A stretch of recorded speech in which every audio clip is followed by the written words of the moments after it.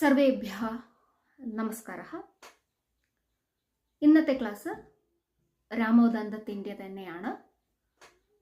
കഴിഞ്ഞ ഈ രാമോദന്തത്തിൻ്റെ ക്ലാസ്സിൽ രാക്ഷസന്മാരും കൂടി ലങ്കയിൽ സുഖത്തോടുകൂടി താമസിച്ചു. അതുവരെയായിരുന്നു നമ്മുടെ പഠനമുണ്ടായിരുന്നത്. ഇന്ന് അടുത്ത ഒരു ശ്ലോകം നമുക്ക് നോക്കാം. മണ്ഡോദരീ മയസുതാം പരിണീയ ദശാനനഃ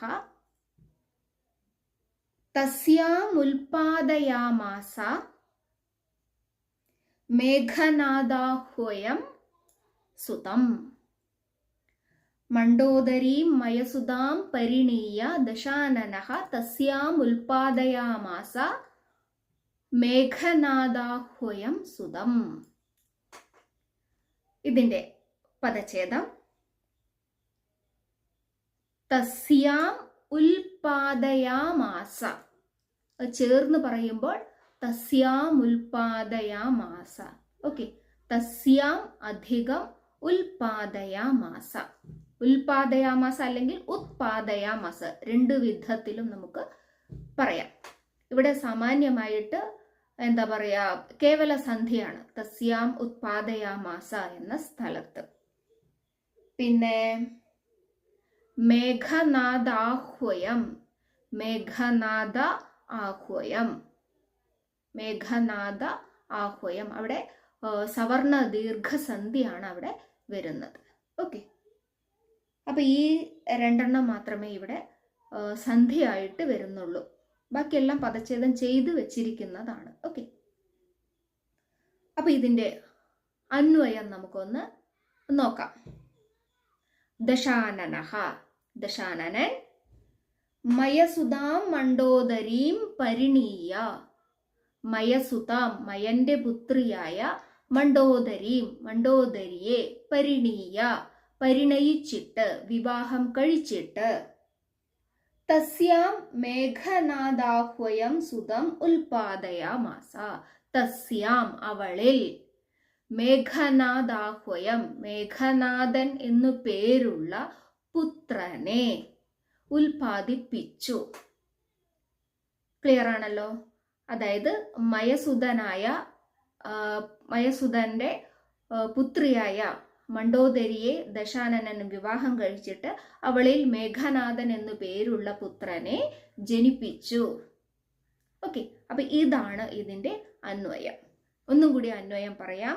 ദശാനനഃ മയസുതാം മണ്ഡോദരീം പരിണീയ തസ്യാം മേഘനാദാഹ്വയം സുതം ഉൽപാദയാമാസ.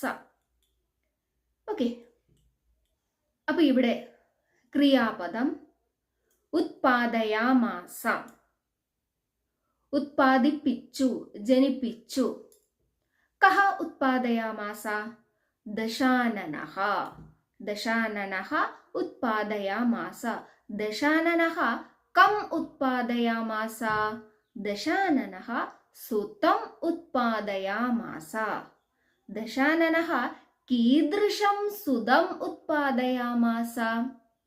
ദശാനനഃ മേഘനാദാഹ്വയം സുതം ഉത്പാദയാമാസ.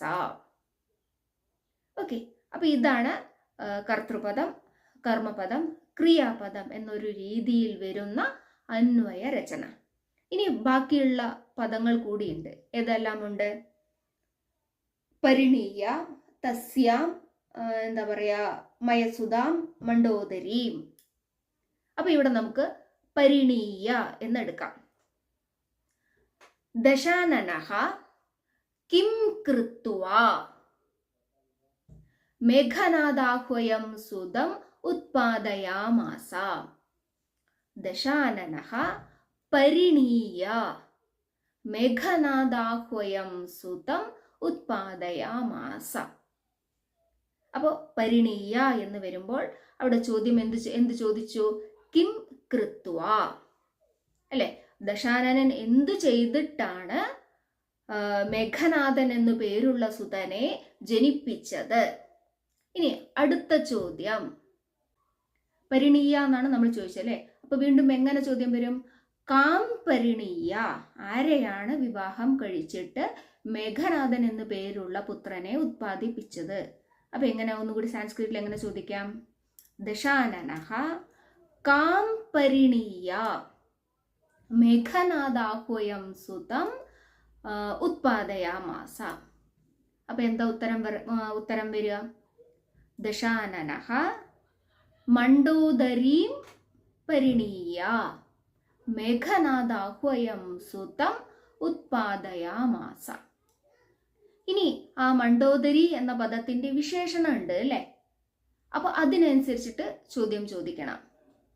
ദശാനനഃ കീദൃശീം മണ്ഡോദരീം, ദശാനനഃ കീദൃശീം മണ്ഡോദരീം പരിണീയ മേഘനാഥാഹ്വയം സുതം ഉത്പാദയാമാസ.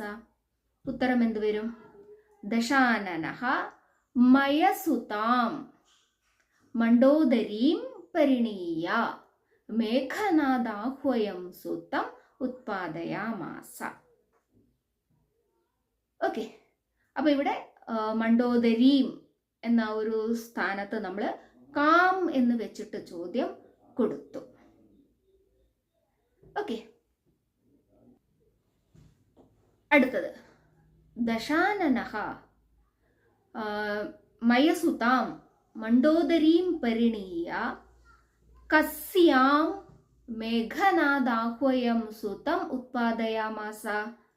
അവിടെ കസ്യാം എന്നുള്ള ചോദ്യം ചോദിക്കാൻ കാരണം അവിടെ തസ്യാം എന്നൊരു ഉത്തരം അവിടെ ഉണ്ട്. ഓക്കെ, അതുകൊണ്ട് എന്താ പറയാ, കസ്യാം എന്ന് ചോദ്യം ചോദിച്ചു. അപ്പൊ ഇവിടെ ദശാനനഃ മണ്ഡോദരീം മയസുതാം പരിണീയ തസ്യാം മേഘനാഥാഹ്വയം സുതം ഉത്പാദയാമാസ.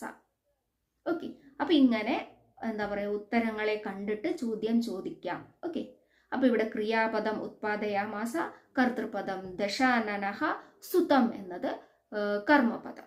ഓക്കെ, ബാക്കിയെല്ലാം അതിന്റെ വിശേഷണവും പിന്നെ അർത്ഥത്തിനനുസരിച്ച് ചോദ്യം ചോദിച്ചിട്ട് യഥാസ്ഥാനം എഴുതി എന്ന് മാത്രമേ ഉള്ളൂ.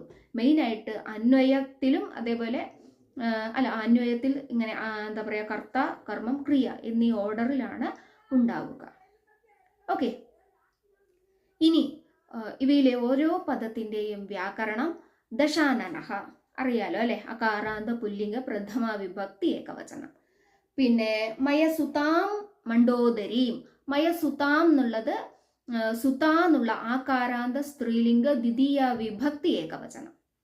പിന്നെ മണ്ഡോദരി എന്നുള്ളത് ഈകാരാന്ത സ്ത്രീലിംഗ ദ്വിതീയ വിഭക്തി ഏകവചനം.